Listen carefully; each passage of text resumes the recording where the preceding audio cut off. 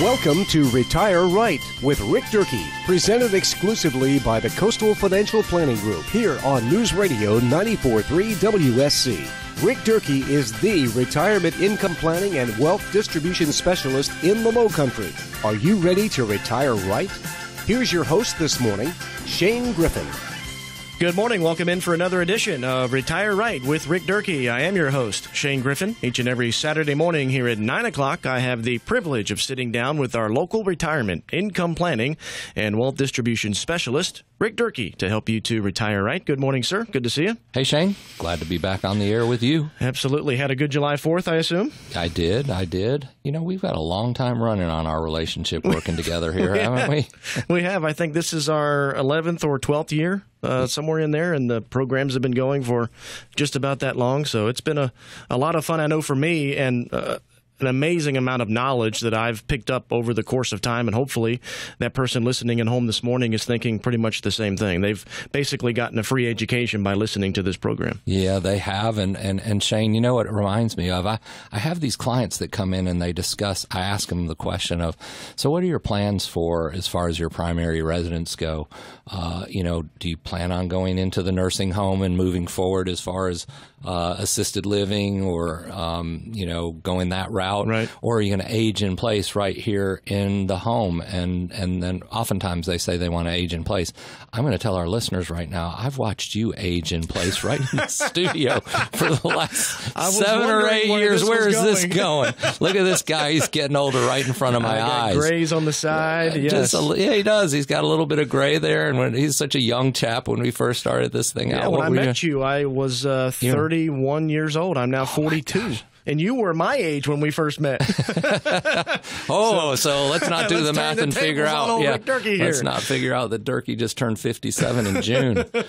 Wow. Time flies when you're having fun, buddy. It does, and it's interesting that this show has continued on and had such great success in giving out a lot of good information, and we've talked about so many different topics and covered so many different articles, sequence of returns risk. We had obviously plenty of conversations about the market downturn in 07, 08, and 09, and we've covered life insurance and fixed indexed annuities, and then we've talked about making sound financial decisions. Again, I think someone listening at home this morning can really say to themselves, you know what, I've really learned a lot by listening to that program. And that's really what you do these shows for. It's for education. We don't do a hard sell. We don't push product. And it's more about getting the information to that person listening out there this morning that may not have made a decision about their retirement plan, number one, or two, they have planned, but now they're about to flip that switch and not sure what to do and how to do that. And they don't know what questions to ask to make sure they're doing the right things. Well, Shane, I am on a mission, as you know. Yep. And ever since we started this show, and that's to educate those retirement-minded people out there that don't have a plan, don't have a process as to how to retire right. And what my mission is and why I do what I do, Shane, is because I'm very concerned that over the next 10, 20, 30 years, that all those boomers out there are going to go into retirement without a process. They have learned very well over their working years how to create income, how to generate income and build that income and save and accumulate their wealth. And they've used financial advice to learn where the best financial products were to accumulate that wealth and defer that wealth as far as taxation and whatnot goes in your retirement plans. But now we reach that point where, as you said, we have to flip the switch into the wealth-generating years from those assets, and we have to pensionize that money. We have to create a pension check with that money. We have to do the proper retirement planning, income planning specifically to make sure that this money does what we want and need it to do throughout our lifetime, and then secondly, that it's also avoiding risk, and thirdly, that we're paying less taxes on it the way that we do it. So that is what my mission is to teach people little critical must-know facts, as I call them. And then they'll say, you know what, I didn't know that. I think that would affect me if I didn't know more about that. And so I want to come in and sit down with you, Rick, and learn more about this discovery process that you talk about. Absolutely. To help me put together a proper retirement income plan. And to get in contact with Rick and his team at the Coastal Financial Planning Group, the number to call, 843-735-5065. A couple of reminders before we get started this morning. If you missed a program or you want to listen to a program again, they're up on the web at two places, Rick's website, cfpgroup.biz, and also at our website, 943wsc.com. Just search podcasts on both of those websites, and you'll find the past programs with their titles there. Also, be sure to check the calendar of events at Rick's site, cfpgroup.biz. A number of workshops and seminars, and his retirement summit coming up in October, so make sure to check that for a number of events coming up at cfpgroup.biz. With that, Rick, let's get started. The topic this morning: most retirees don't follow the 4% rule for annual income withdrawals. An article found at New York Daily News website written by Josh Melberg. This was in late May. He references a recent study that shows that most retirees don't follow that 4% withdrawal rule, Rick, something that we've talked about a number of times over the years.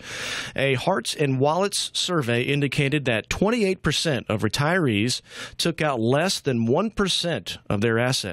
Roughly 12% of retirees withdrew 9% or more, and nearly two-thirds reported their withdrawal rates fluctuated dramatically during the same period. Let's start, Rick, with that 4% withdrawal rate, what it is and the philosophy behind it. Well, if our listener has been on the air with us for the half hour prior to Retire Right, yep. America's Game Plan for Retirement Now with David Gaylor, you've probably heard something about the 4% rule. Mm-hmm. It's something that we've discussed here on Retire Right before also, Shane, and it's something that was actually introduced by a financial advisor in 1994 mm-hmm. called Bill Bengen. Okay. Now, I know David Gaylor references Bill in his book, Income Allocation, and certainly encourage our listeners today to call us if you'd like a copy of that book, Income Allocation, 735-5065. But David and Bill have gone into this 4% rule in quite a bit of detail. Now, the strategy is this, that if, in 1994 developed again. 1994, let's go back and talk about what the market was doing in 1994. Things have changed a lot since 94. Was there any sequence of returns risk as the market was going up to its all-time high in 1999? Yeah. So 5 years from 94 to 99, we're in a heyday prior to that. All the way from 1983, That's right. got, if we look at the Dow or the S&P 500, we've got a steep climb going up to reach its highest point. Go 90s. And tech boom, all that. In history at 2000. So now, of course, we've surpassed that number now. After 2013, we've gone back up over that 2000 number. But we were in a sequence that was doing very well. So 4% coming out of $1 million, okay, would be 40 grand. 40 grand, mm-hmm. okay. In 1994, how many years ago was that? Let's do some quick math in your head there. That would have been 22 years ago. 22 years, okay. Mm-hmm. So let me ask you how much a gallon of gas and a loaf of bread cost. Now, with gas, everybody's happy right now that gas is doing what it's doing, but for a while there, it was over $3 all the time. Sure, and compared to 1994, or the loaf of bread, certainly we've had inflation since then, so our dollar is worth less. But that 4% rule said we could take 4% out of our account if we started it at age 65, and the likelihood of the money lasting our lifetime was pretty darn good. Mm-hmm. The money wouldn't run out, okay? But that's a consistent 4%. Mm-hmm. It wasn't an average. It was okay, we'll do it this year, right. Okay, and we'll do it next year, mm-hmm. and we'll do it the year after that. Now, is that realistic in retirement that people will do that? The surveys show it's not. Well, only if the financial product that we invested in says you can only take out 4%, right? Okay. But that's not, again, a reality. People don't do that with all of their money in retirement. Mm-hmm. They may do it with a portion of their money to create that guaranteed income or pension check that I talk about a lot. to cover the expenses right. or whatnot. But the assets that they put in their later buckets, their bucket number 2 or 3, later or latest and never money, typically doesn't go into those type of products. Mm-hmm. It's going to go into an investment-based product that's going to have better chances to offset inflation and perhaps higher returns over time. But so getting back to the 4% rule, that's it in its simplistic form, is that we're just going to withdraw 4% out every year throughout retirement. Mm-hmm. Is this strategy right? Well, that's depends on the individual situation. Sure. And could be up for debate for sure. And now that we've discussed the 4% rule, maybe we should fast forward and re-reference someone that we've talked about many times on this show, Wade Pfau, PhD, Princeton University, that has studied the 4% rule and also has determined that it's no longer safe in today's environment due to the volatility and sequence of returns risk, that 4% is going to give you a high degree of confidence that your money will last all the way through retirement. And then there's the other factor that we've talked about too, is longevity. Yeah. In 1994, people weren't living as long as they are in 2016. Right. So because of medical advancements and science, we're living longer, and so our money has to last longer. And so what now we're looking at is some of the studies recently say I've seen as low as below 2%. Wow. So 2% now is $20,000 a year on the million example we gave you. Who wants before. to live on $20,000 in retirement? Well, first of all, if you were diligent enough to put together a retirement nest egg of $1 million, $2 million, $3 million, then do you feel that it's fair that you're only allowed to withdraw out 2% of that to make sure that the money lasts as long as you do? I think that there should be some discussion as to what are the alternatives to make sure that we can still withdraw 4, 5, or 6% out of those assets and feel comfortable that the money will last as long as we need them to. And let me give a plug for a product right now. A deferred income annuity can give you guarantees, folks, at different age levels of a payout of 4, 5, 6, 6.5%. So you need to look into that for a portion of your assets. Then we don't have to worry about all these rules and whatnot. It's guaranteed by the insurance company that you're going to get that payment. And just in case inflation rears its ugly head in between now and the day that you die, 20 or 30 years, then your payment in a lot of the products that are available out there, the deferred income annuities, can hedge inflation with increasing payments. So you need to look at the products in that sense as far as do they provide you a increasing income? Right. Because let's look at Social Security. Did it pay a cost of living adjustment last year? Nope. Okay. So you got to have things that are going to be able to increase. You don't want to be in that locked income state either.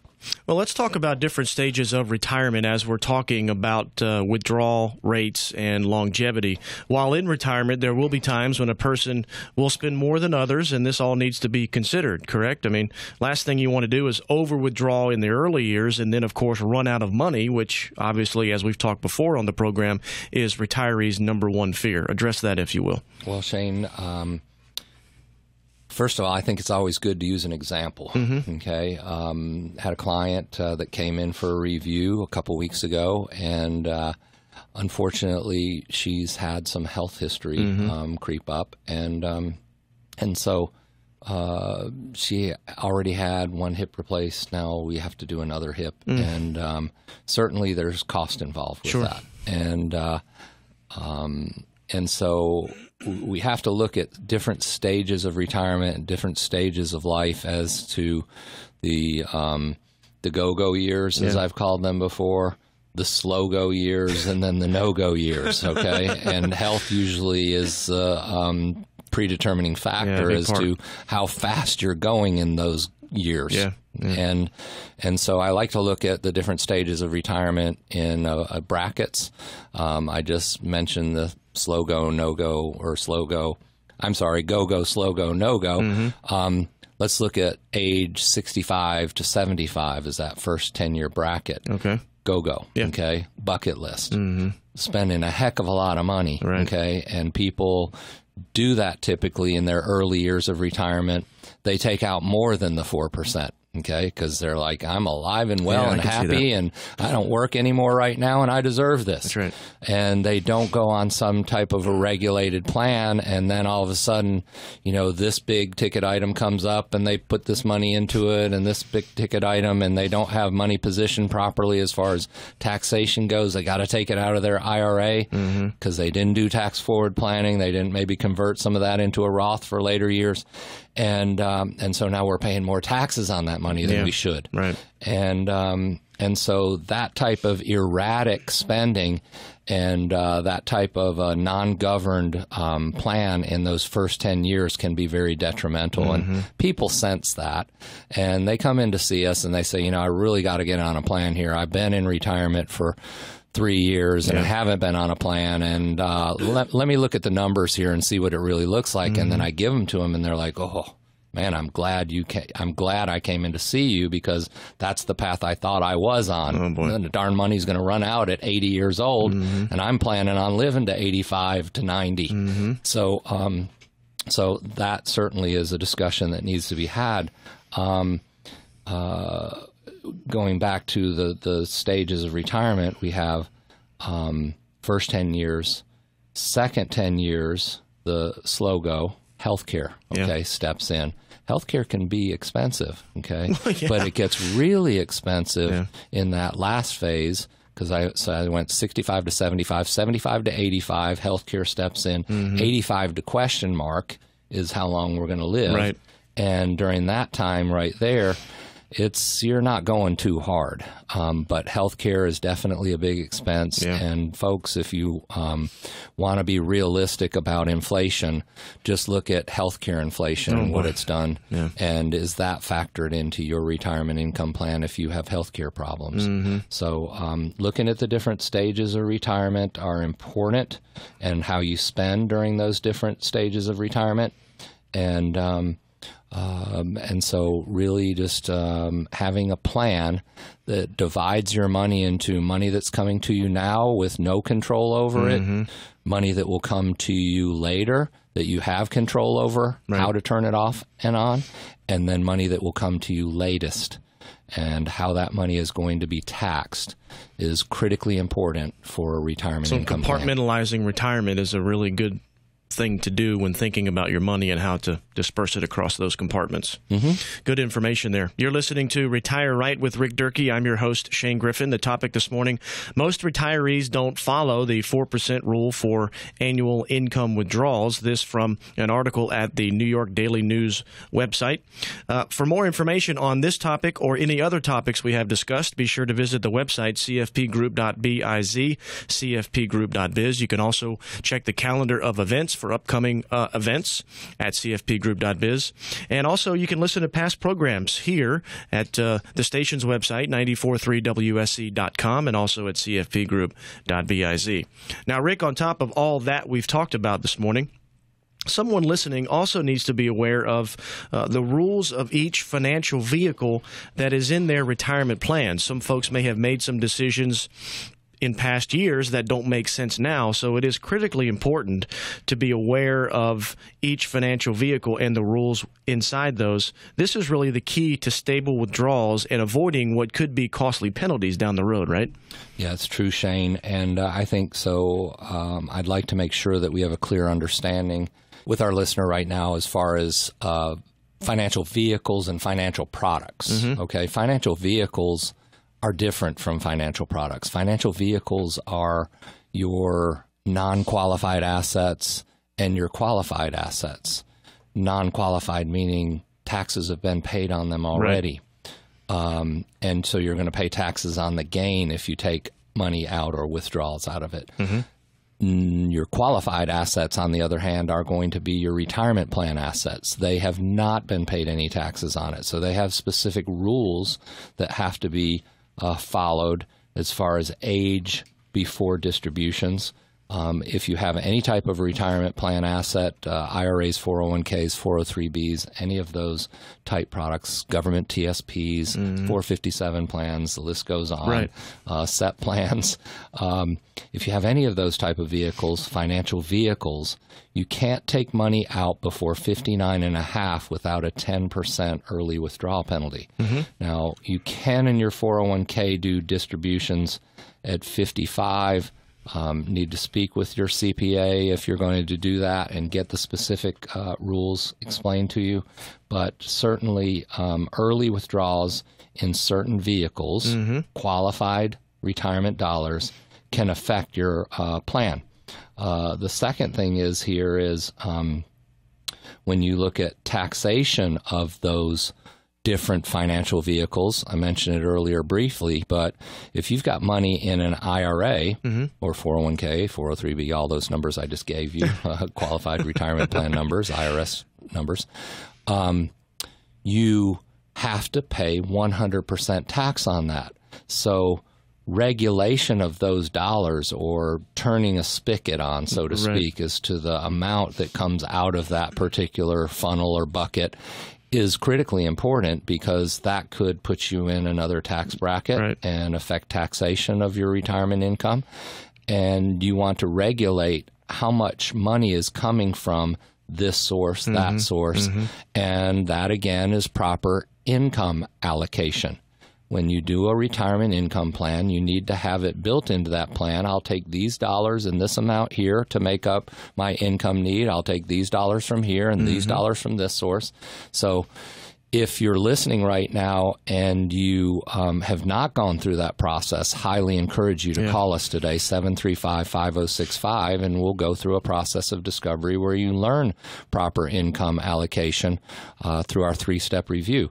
If you maybe have gotten real close to retirement and you say, well, gosh, I just put all my money into my retirement, my employer-sponsored 401k plan, and that's what I got. I got a lot of money there, but I don't want to just withdraw money from that. I'd like to delay my Social Security benefits, but if I take them out of my 401k or my IRA, if I transfer it to an IRA, now all of a sudden I'm paying higher tax dollars on that than I would my Social Security. Analysis that needs to be done. Should we, at age 60 then, maybe after 59 and a half, maybe withdraw some money out of our 401k, whether or not we're working or not, roll it over or transfer it to an IRA, and then maybe convert some of those dollars to a Roth. That might be something that's tax forward planning, so that at 65, maybe when you decide to retire, that you can take some of those dollars then out of the Roth if you want, and supplement your income so that you can still continue to delay Social Security benefits till 70. These are tax forward planning ideas that people don't go through. They think, I'm still in accumulation. I just got to save, save, save. Well, you want to make sure that when you spend, when you pensionize those dollars, that you are going to be doing it from a tax favored standpoint and making sure you're avoiding money slipping through the cracks so you have more money to spend during your retirement years. Absolutely. Well, about 2 minutes left in the program. Withdrawal rates, the topic we're talking about this morning, are just a small part of someone's overall retirement plan. And Rick, obviously it requires proper planning and making sure you're getting all the information to make sound financial decisions. This is something that you talk about a good bit, is getting the critical must-know facts so that you can make a sound financial decision. And really, this can be done by someone coming in and going through that exclusive 3-step review, right? Yeah, it's amazing, Shane. I had a prospective client come in for a third meeting a couple weeks ago, and they were going through all the questions that they had. We were in a think about it stage, is what I call it, and that can last sometimes, an additional 2 or 3 meetings after the third meeting. But it just depends on what that person, how they're grasping the knowledge that I'm giving them during that 3-step review process.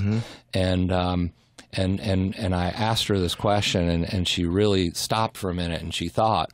And I said, "You're not ready to make your decision yet.